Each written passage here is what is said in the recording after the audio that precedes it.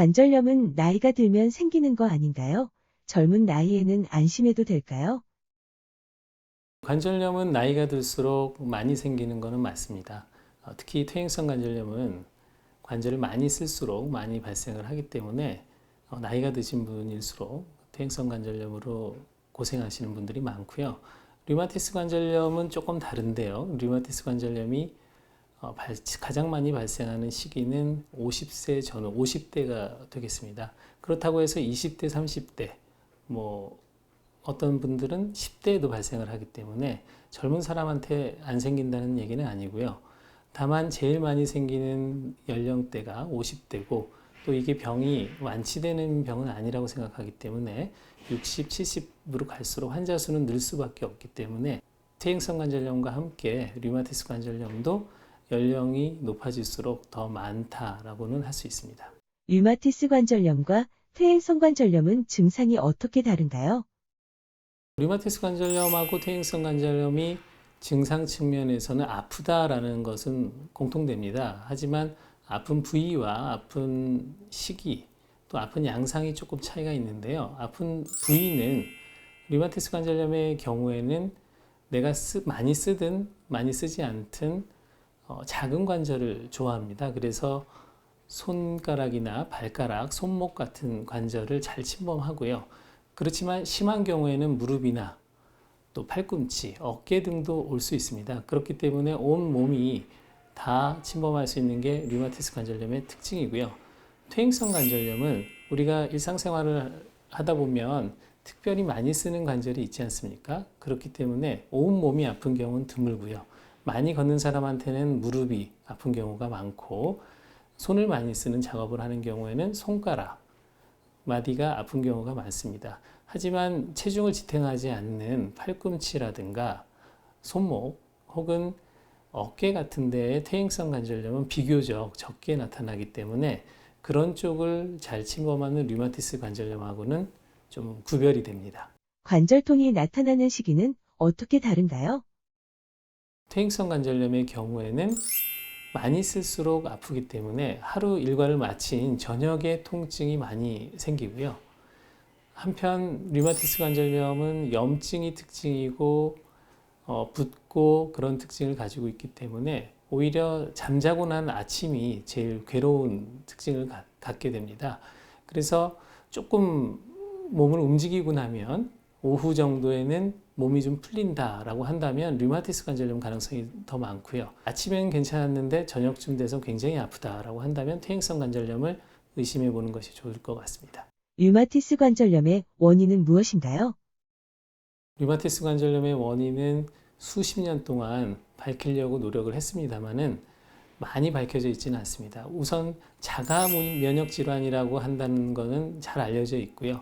자가 면역 질환은 내 면역이 나를 지켜주지 못하고 나를 공격하는데 특별히 관절을 둘러싸고 있는 막을 외부의 적으로 인식하고 공격한다라는 게 메커니즘인데요. 그게 왜 그렇게 잘못 인식하게 되는가라는 부분에 있어서는 여러 가지 가설들이 제시되어 있습니다. 그래서 예를 들면 예전에 알았던 감염 같은 것들이 원인이 돼서 내 몸에 있는 조직을 그 감염을 일으킨 물질과 유사하게 인식한다는 그런 가설도 있고요. 그런 것들뿐만 아니고 유전자에 영향을 미치는 공해라든가 담배라든가 그런 물질에 의해서 자기 자신을 적으로 인식하게 돼서 공격하게 된다라는 가설도 있습니다. 류마티스 관절염이 유전도 되나요? 그런 부분이 조금 오해를 사기가 좋은데요. 흔히 유전병이라고 얘기한다면 부모의 어떤 특별한 유전자를 가진 게 자식한테 물려질 때 유전병이라는 표현을 쓰고요.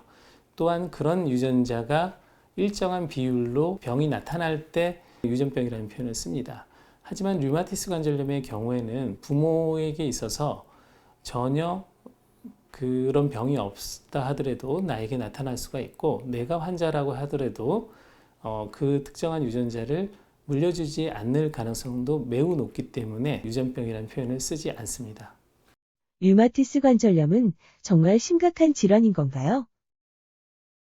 류마티스 관절염은 제가 류마티스 내과 의사라서가 아니고요. 굉장히 심각한 질환이라고 할 수 있습니다. 두 가지 관점에서 그런데요. 일단은 증상이 매우 심합니다. 매우 심하다는 것은 첫 단계로서 염증이 관절에 있기 때문에 저희가 한 손가락만 아파도 사실 세상을 모두 잃은 것만큼 아프지 않습니까? 근데 여러 개의 관절이 붓고 아프고 한다면 일상생활이 거의 이루어지지가 않기 때문에 삶에 지장이 많이 있고요. 그 염증 시기가 지나간다 하더라도 연골이나 관절이 파괴가 되기 때문에 그때는 변형이 오게 됩니다. 그래서 적절한 치료를 받지 않을 경우에는 장애가 남기 때문에 류마티스 관절염은 심각한 질환이라고 할 수가 있습니다. 류마티스 관절염은 어떻게 치료하나요? 완치가 힘든가요? 저희가 그 병은 완전히 낫는다라는 표현은 안 쓰는데요. 자가 면역 질환이 모두 다 그렇긴 한데 류마티스 관절염도 발병 초기가 가장 심한 증상을 나타냅니다. 그렇기 때문에 초기에 치료를 잘 해서 저희가 염증도 없는 상태를 만들고 또 새롭게 공격도 안 하는, 자기 면역이 자기를 공격 안 하게 만들면 그 이후는 굉장히 편안하게 지낼 수가 있거든요. 그래서 일상생활에서 증상이 없고 또 새롭게 아픈 관절도 없게 만드는 게 목표고요. 그러기 위해서 저희가 면역 억제제라든가 소염제라든가 다양한 치료를 하게 됩니다. 류마티스 관절염은 예방이나 관리가 거의 불가능한 건가요?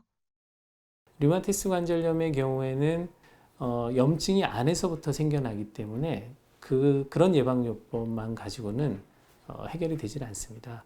살이 너무 찐 경우에는 몸무게를 줄여주고 또 적절한 근육을 키우기 위한 운동을 병행하는 것은 류마티스 관절염에서도 진행을 예방할 수 있는 좋은 방법이라고 할 수 있으므로 그래서 그런 부분까지도 류마티스 내과 전문의하고 상의를 해야 될 필요가 있습니다.